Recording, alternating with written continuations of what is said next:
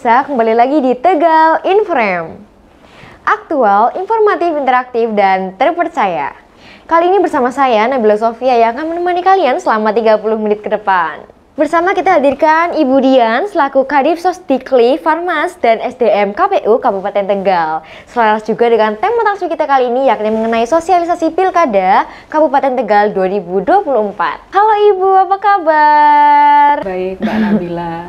Oke Ibu, boleh dong Bu kenalan dulu sama pemirsa di rumah. Ini mungkin sudah berapa lama menjabat menjadi Kadif KPU Kabupaten Tegal gitu ya Bu, dan juga sebelum Ibu menjabat menjadi Kadif nih di KPU Kabupaten Tegal. Oke, terima kasih Mbak Nabila. Cakwir pemilih, teman pemilih, kita biasa menyebutnya itu ya. Oke. Kalau di Kabupaten Tegal, Cakwir pemilih, teman pemilih. Perkenalkan, nama saya Dian Anika Sari. Saya sekarang adalah anggota KPU Kabupaten Tegal, Kadif Sosdikli, Farmas, dan SDM untuk periode 2024-2029. Jadi baru dilantik per Januari kemarin ya. Oke. Dan sebelumnya untuk pengalaman kepemiluan ya, saya pernah di KPPS juga. Wow. Kemudian di 2023 kemarin ya, sebagai anggota PPK, Panitia Pemilihan Kecamatan di Kecamatan Sudadi Kabupaten Tegal. Kalau sebelumnya saya lebih berkecimpung di dunia pemberdayaan ya. Jadi selama 12 tahun menjadi fasilitator atau pendamping di pemberdayaan. Jadi tugasnya pindah-pindah. Iya. Banyak di Kabupaten Brebes, kayak di Tanjung, Songgom, kemudian juga beberapa kecamatan di Kabupaten Tegal ya. Dari daerah atas, kayak di Jatinegara, Bojong, sampai di bawah juga. Jadi ya alhamdulillah, karena memang pekerjaan di pemberdayaan ini juga menyenangkan seperti itu. Iya sih Bu, sekalian jalan-jalan gitu ya Bu ya? Iya. Jadi sama juga di KPU kan kita juga berinteraksi dengan banyak orang juga, ya, melayani sesuai dengan tagline KPU kan, KPU melayani seperti itu. Oke Ibu, untuk tupoksi atau tugas pokok dan fungsi nih KPU dalam Pilkada 2024 ini itu apa aja Bu? Ya, kalau tugas pokoknya ya kita melaksanakan, menyelenggarakan kalau di Pilkada ini berarti tahapan Pilkada ya, sesuai dengan PKPU nomor 2 tahun 2024 tentang tahapan dan tentang jadwal dan tahapan Pilkada ya. Jadi ya kita melaksanakan Pilkada sesuai dengan tahapan-tahapannya seperti itu. Baik, untuk persiapannya sendiri Bu, KPU tahun ini gimana Bu? Kalau persiapan kita ya harus siap 100% ya. Kita siap dari kita sendiri sebagai anggota KPU yang membidangi masing-masing divisi, kemudian juga persiapan-persiapan, karena kita di KPU kan juga dibantu oleh sekretariat ya. Jadi dari segi administrasi, dari segi anggaran dan lain-lain ya kita sudah KPU sudah siap 100%, KPU Kabupaten Tegal sudah siap 100% untuk menjalankan tahapan Pilkada. Oke, untuk upaya sosialisasi KPU nih Bu, tentang Pilkada ke masyarakat, itu udah gimana Bu? Untuk sosialisasi, jadi sosialisasi itu kan berjalan terus ya? Iya. Berjalan terus dari awal sampai nanti menjelang Pilkada, sampai hari H itu tetap kita melaksanakan sosialisasi ya. Jadi sosialisasi itu dilaksanakan dari KPU kita sendiri, KPU Kabupaten Tegal. Kemudian kita juga punya badan ad hoc ya. Kita ada PPK, ada PPS, sampai nanti KPPS, semuanya juga melakukan sosialisasi lah. Kemudian kita ada program-programnya nih. Boleh Bu jelaskan? Ya, kita kan tadi sudah ada sumber daya yang melakukan sosialisasi ya. Nah, kita ada program-programnya sosialisasi. Ada program sosialisasi kita untuk pendidikan pemilih ya. Jadi kita ada basis atau segmen yang memang harus kita semua sentuh untuk sosialisasi. Gitu. Jadi kita ada segmen misalkan untuk pemilih pemula, untuk perempuan, kemudian untuk disabilitas, kemudian untuk kelompok keagamaan, untuk kaum marginal kayak mungkin petani, nelayan. Kita harus menyasar semuanya. Semua segmen itu harus kita sentuh seperti itu. Iya. Ya, jadi kita program-program sasarannya mereka. Nah, program-program yang kita buat banyak, misalkan ada pendidikan pemilih ya, kemudian kita melalui juga sosial budaya, kita mungkin ada pertunjukan, mungkin seni, budaya dan lain-lain, kemudian keagamaan, kita ada temu dengan warga, kemudian kita juga kayak kemarin kan kita sudah peluncuran ya, peluncuran pilkada, dan kita juga sudah memperkenalkan, oh ini loh maskot dan jingle Pilbub ya, pemilihan Bupati Kabupaten Tegal itu kita sudah perkenalkan pada masyarakat. Kita ada punya maskotnya, Jalak Suren ya. Jalak Suren, Jalak Suren, si Jakra, kalau di Kabupaten Tegal namanya si Jakra, jaga kerukunan pilkada. Kemudian kita juga ada jinglenya, jingle untuk apa? Pilbubnya juga kita. Itu berarti sosialisasinya itu mengumpulkan masyarakat di satu tempat atau gimana Bu? Atau masing-masing kayak misalnya kalau di pertaniannya di desa-desa aja kayak gitu, kayak di perkumpulan desa biasanya di mana gitu? Ya, jadi kita ada kegiatan-kegiatan yang memang kita mengundang ya. Jadi misalkan dari perwakilan tadi, misalkan ada perempuan, ada dari disabilitas, kita ada mengundang, kita melakukan yang namanya FGD dulu ya. Jadi ada perwakilan-perwakilan, kita melakukan fokus grup diskusi, nanti kita di situ membahas, menemukan formula apa sih yang paling pas kita untuk sosialisasi. Nah, kemudian juga kita mendatangi juga, selain kita ada yang mengundang, kita juga mendatangi terjun juga. Gitu ya Bu? Terjun langsung misalkan ke sekolah-sekolah, SMA yang untuk pemilih pemula ya, kemudian ke kampus-kampus, pondok pesantren, kemudian juga ke organisasi masyarakat keagamaan dan lain-lain. Kita juga mendatangi juga. Itu. Kemudian kan sosialisasi juga kita misalkan ya di tempat-tempat keramaian, kayak mungkin di tempat apa yang kayak itu ya hiburan ya, kemudian juga apa pasar dan lain-lain, itu juga kita melakukan sosialisasi sosialisasi juga. Kemudian lewat pertemuan-pertemuan yang memang sudah ada di masyarakat. Ya, kalau di kita kan banyak ya, misalkan kayak pengajian kayak gitu kan, dari hari Senin sampai Minggu itu kan ada semua, Seninan, Selasanan, Rabu dan seterusnya. Kita juga dari teman-teman PPK, PPS juga masuk ke dalamnya seperti itu. Oke Bu, untuk presentasi kelancaran dari pemilih pemula itu gimana Bu dari KPU? Jadi kita bekerja sama dengan sekolah ya, jadi kita mendatangi sekolah-sekolah untuk melakukan sosialisasi. Kemudian juga hal yang terpenting adalah kebanyakan untuk pemilih pemula itu kan belum melakukan perekaman elektronik ya, seperti dibilang gitu ya. Kita juga menyampaikan, mensosialisasikan juga agar mereka juga yang sudah 17 tahun itu melakukan perekaman KTPL. Gimana pemirsa, seru banget gak sih pembicaraan kita kali ini mengenai sosialisasi Pilkada 2024 bersama dengan Ibu Dian ya Bu ya. Tapi aku bakal membahas lebih dalam lagi nih mengenai sosialisasi Pilkada ini, tapi setelah jeda pariwara berikut ini ya. Tetap di Tegal in Frame.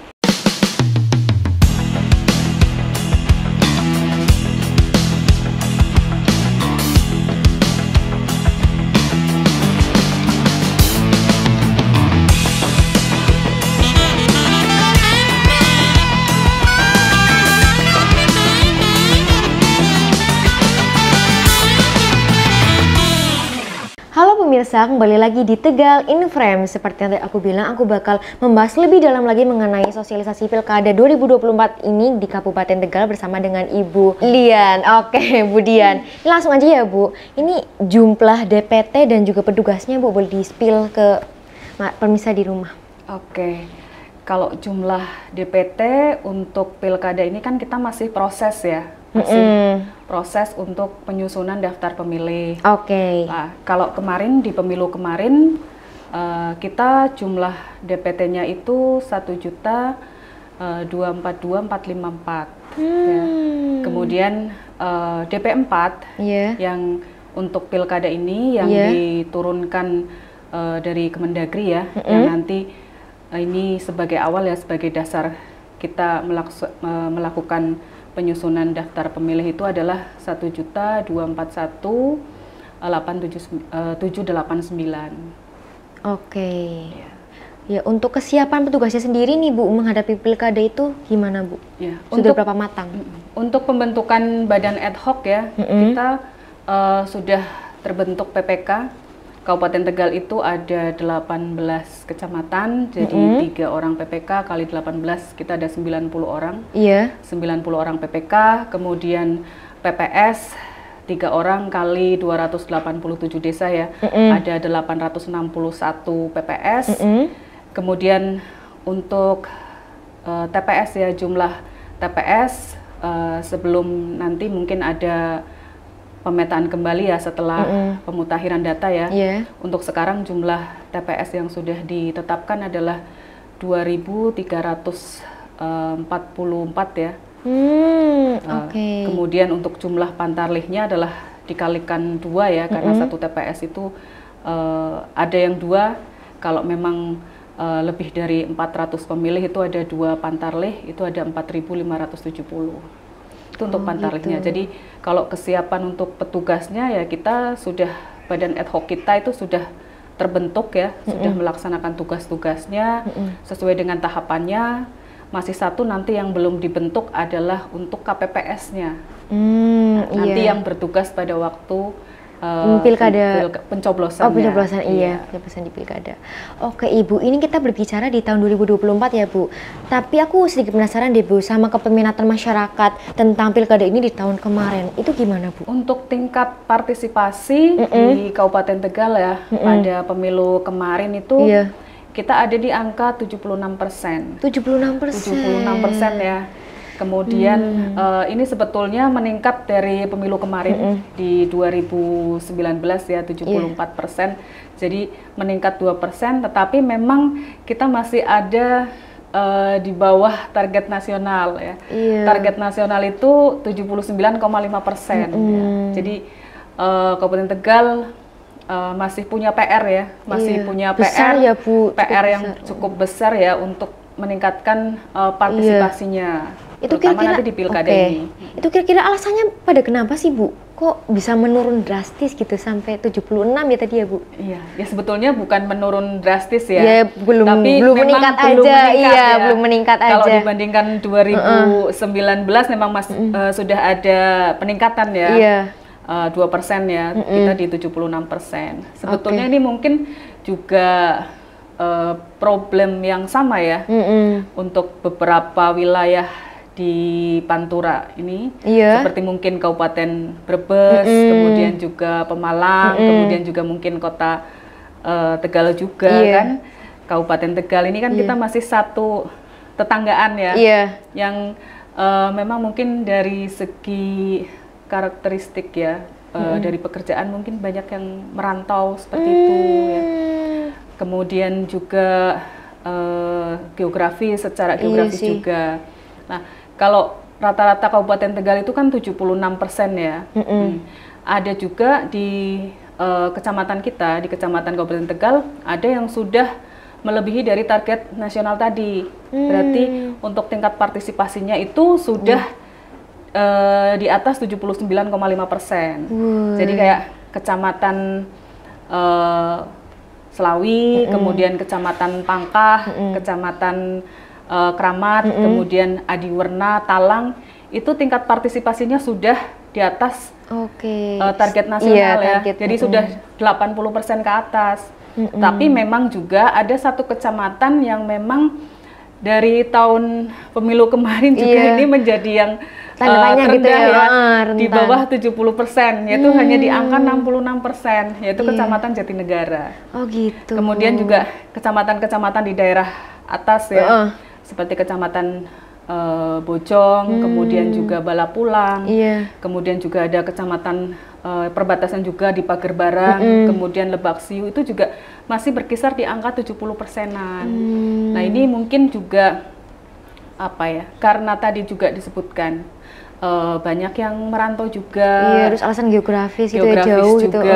Kemudian juga banyak kita juga yang mata pekerjaannya ya, mata pencahariannya mungkin ada petani dan lain-lain, nelayan juga. Kalau nelayan mungkin di daerah ini ya, pesisir di gitu ya, pesisir ya, di perbatasan ya, seperti mungkin Warureja, Sukadadi, itu juga sedikit banyak mempengaruhi seperti itu. Iya, berarti ini pengaruhnya juga karena geografis, selain itu juga karena golput ya Bu ya?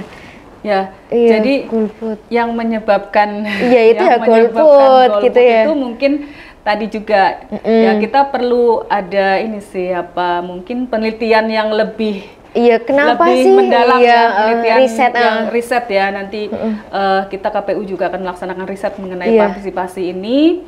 Kalau dari apa yang disampaikan dari teman-teman PPK kita ya, dari diskusi dengan teman-teman PPK kita yang ada di bawah, teman-teman PPS, itu memang banyak yang tadi kendalanya misalkan merantau. Nah, kalau merantau itu kan misalkan mau pulang itu kan membutuhkan biaya yang tidak sedikit ya. Biasanya mereka mengalokasikan untuk biaya mudik itu kan biasanya hanya lebaran ya kayak gitu. Dan itu juga salah satu alasannya mungkin. Jadi kayaknya tidak bisa pulang nih untuk nyoblos karena mungkin tidak ada biaya seperti itu. Dan ini juga menjadi perhatian kita bahwa untuk daerah-daerah yang tingkat partisipasinya masih rendah itu menjadi titik berat nanti dalam pelaksanaan sosialisasi kita. Iya sih Bu. Lah Bu, untuk menuju peningkatan itu ya Bu, selain sosialisasi lah dari KPU sendiri melakukan apa Bu ke masyarakat untuk meningkatkan daya tarik masyarakat tentang memilih gitu? Ya sosialisasi itu kan bentuknya macam-macam ya Mbak. Jadi ya tetap kita yang pertama yang dilakukan adalah sosialisasi. Iya, berarti utama banget sosialisasi. Ya, sosialisasi, kemudian kita sosialisasi yang di awal kan kita sosialisasi untuk tanggal untuk pencoblosan ya 27 November itu sudah selalu diingatkan gitu ya. Selalu diingatkan kan. Kemudian kita juga punya tagline juga. Ajak lalen nyoblos maning, nyoblos maning 2024 kan. Nah, kemudian tadi untuk pendidikan pemilih kan, meningkatkan kesadaran masyarakat seperti itu. Jadi sosialisasi itu dilaksanakan dari bawah sampai dengan tingkat dari atas sampai dengan bawah. Berarti mengerucut gitu ya Bu ya? Semuanya harus bekerja sama lah seperti itu. Untuk penyadaran masyarakat bahwa arti pentingnya kita memilih kepala daerah ya, biar masyarakat juga tidak apatis seperti itu. Oke Ibu, ini dari tadi kan kita bahas sosialisasi ya Bu. Ini sekiranya menurut Ibu tingkat keberhasilan untuk pilkada tahun ini itu gimana Bu presentasenya? Kita harus optimis, tetap harus optimis ya. Jadi target kita ya sesuai dengan target dari nasional, nasional yang kemarin 79,5% ya. Ya mudah-mudahan di pilkada ini lebih bisa meningkat dari kemarin pemilu 76%, ini nanti bisa melewati ya, bisa melewati target nasional, terutama juga untuk daerah-daerah tadi yang kurang partisipasinya masih cukup rendah. Oke, baik. Tapi tenang aja, aku bakal membahas sedikit lagi tentang pilkada ini sebagai closing statement mungkin ya. Tapi setelah jeda pariwara berikut ini ya, tetap di Tegal in Frame.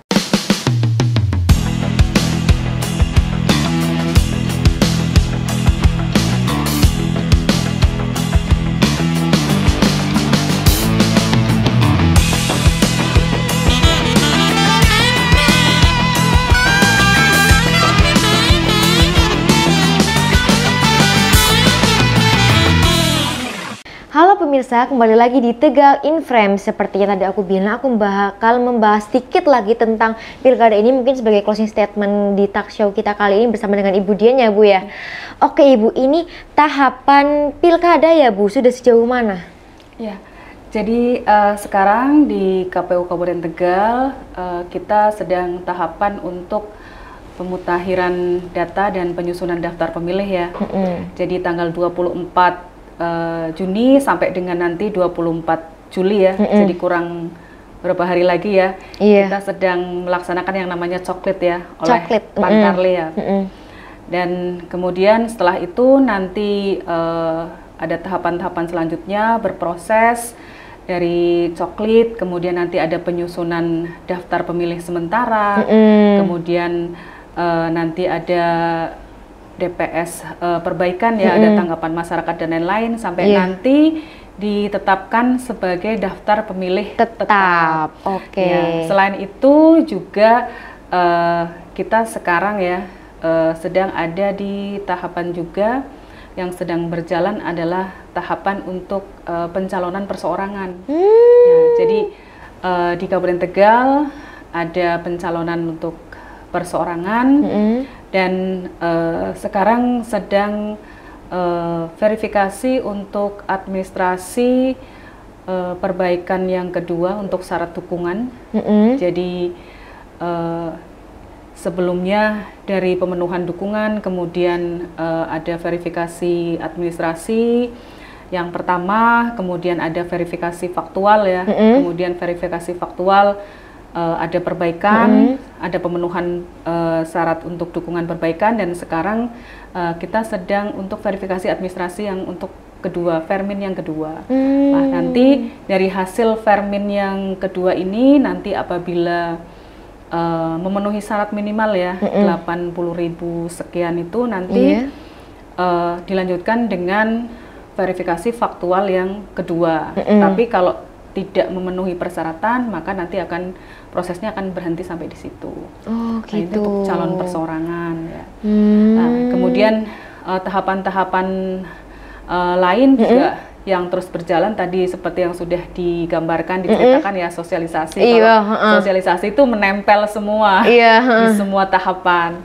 Nah, setelah itu nanti kita ada untuk pendaftaran ya, pendaftaran pasangan calon ya, untuk bupati dan wakil bupati nanti di akhir Agustus ini ya. Ya, kemudian nanti selanjutnya ada kampanye dan lain-lain ya. Jadi ini sudah berjalan dengan padat lah untuk tahapan-tahapannya. Oke, Ibu nih barangkali ada pesan atau saran gitu dan ajakan mungkin ya ke masyarakat atau pemirsa di rumah ini mengenai Pilkada 2024 ini, boleh disampaikan Ibu? Ya, jadi pemirsa di rumah, Jakwir pemilih ya, warga masyarakat Kabupaten Tegal, saya Dian Anika Sari dari Kadif Sosdiklik Parmas dan SDM KPU Kabupaten Tegal mengajak untuk Jakwir pemilih semua untuk menggunakan hak pilihnya ya, nanti di tanggal 27 November